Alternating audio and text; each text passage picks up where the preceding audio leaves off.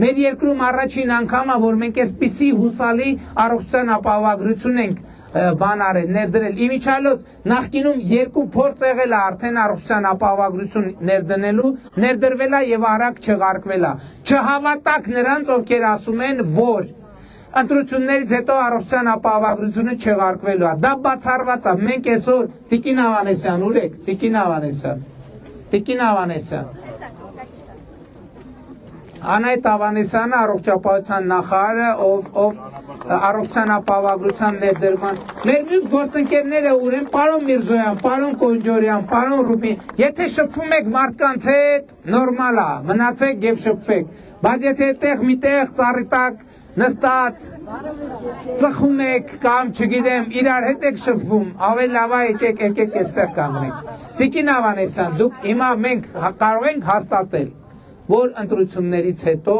առողջության ապահովագրության համակարգը ոչ միայն չի չեղարկվելու, այլև ընդհակառակ ավելի է ընդլայնվելու։ Ասեք երկու բառ այդ մասին։ Այո, պարոն վարչապետ, ոչ միայն չեղարկվելու, այլ նաև նոր խմբերն են ավելանալու եւ մենք 2 տարվա ընթացքում մեր ողջ բնակչությանը արդեն ապահովելու ենք առողջության ապահովագրությունով, ժողովուրդ ջան։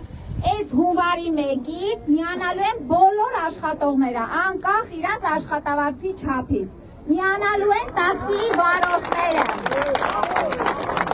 Այնպես որ առողջության ապահովագրությունը անկասելի է։ Ժողովուրդ, ստեղ ուզում եմ մենք ճիշտ հասկանանք իրար, 65+ տարիքի եւ մինչեւ 18 տարեկանների համար վճարում է պետական բյուջե։ Աշխատողները իրենք են իրենց աշխատավարձից վճարումներ իրականացնում, բայց այդ վճարածի մի մասն էլ համընդհանուր հայտարարագրման համակարգով որպես սոցիալական հետվճար հետ են ստանալու։ Եվ առողջության ապահովագրության ամենամեծ գնահատականը տվել են մեր սիրելի տաքսիստները։ Իրանց հետ կապված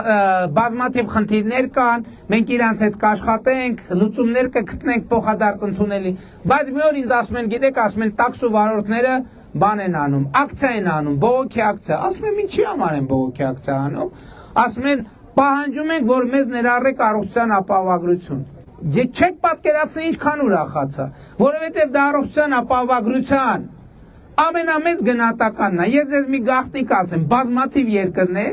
որտեղ առողջության ապահովագրությունը ներդրվել է, ցույցեր են արվել բողոքի ընդդեմ առողջության ապահովագրության, որովհետև նրբություններ են եղել վճարումների բանի հետ կապված։